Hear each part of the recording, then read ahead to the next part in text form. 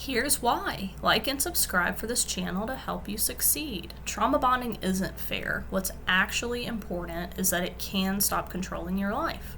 With grace, compassion, and the discipline to heal and self-love each day, you can break free. Keep watching for tips at the end to find out how. Trauma bonding happens when a toxic and traumatic relationship creates a reliance on the partner.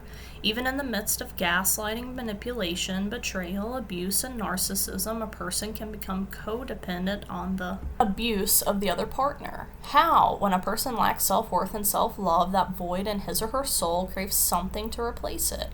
A codependent with an insecure attachment style can have a variety of traits that makes him or her more susceptible to trauma bonding. Anxiety, abandonment fears, obsessive love, enabling, empathy, and compassion. Yes, empathy and compassion, the two traits that often attract narcissists to them, are often the traits that codependents don't give to themselves. There's the void. The high highs and low lows of abuse with validation then criticism. Lies and betrayal followed by false promises and conditional apologies to prolong hope. Gaslighting followed by partial acknowledgement of feelings all lead to obsession, addiction, and a destruction of the codependent's self-worth and self-esteem. The codependent is left holding on to hope that the partner will change, or says, "I'm the problem," or believes that the high is right around the corner, believing the blame and shame and lack of accountability in the partner's abusive behavior. But at the end of this video, this channel will explain the steps of how to handle this. The codependent can't be what he or she needs to be for him or herself, the savior in it all. Some self-awareness in the abuse will show the codependent his or her misery, depression, anxiety, and loss of self. But the fear of the pain in leaving often keeps the codependent trauma bonded and afraid to leave. The life of being controlled or trying to control out of reactive abuse, being consumed by the partner's needs, being constantly disrespected, is a lot harder than becoming your own savior. But being your own savior, I admit to you, won't be easy, but the enlightenment and deliverance of your true self will be one of the greatest things you've ever experienced.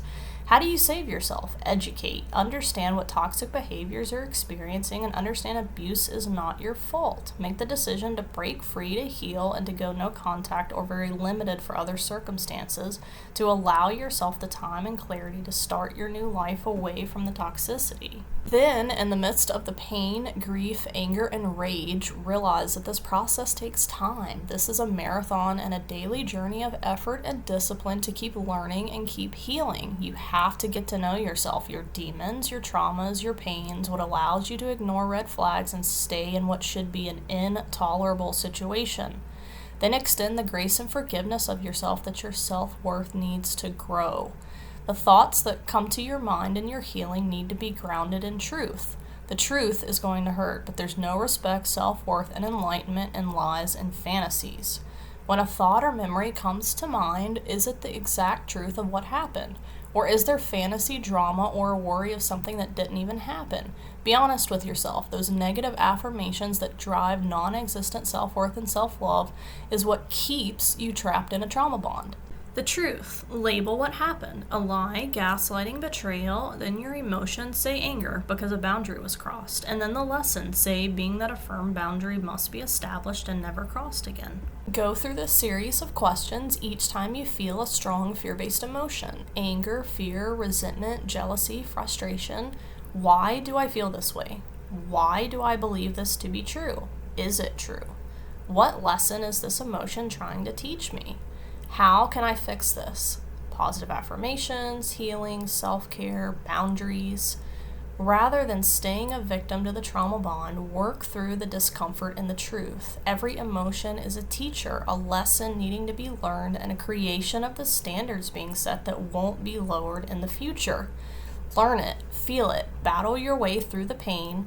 Never give up, and never give up the opportunity to free your mind and self-awareness and unleash your inner success story, being the savior you need most right now.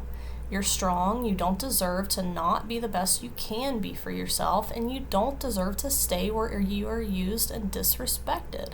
If you're questioning your worth, questioning your partner's behavior, and are angry and unheard, take a breath and realize something is wrong and the treatment is below your standards.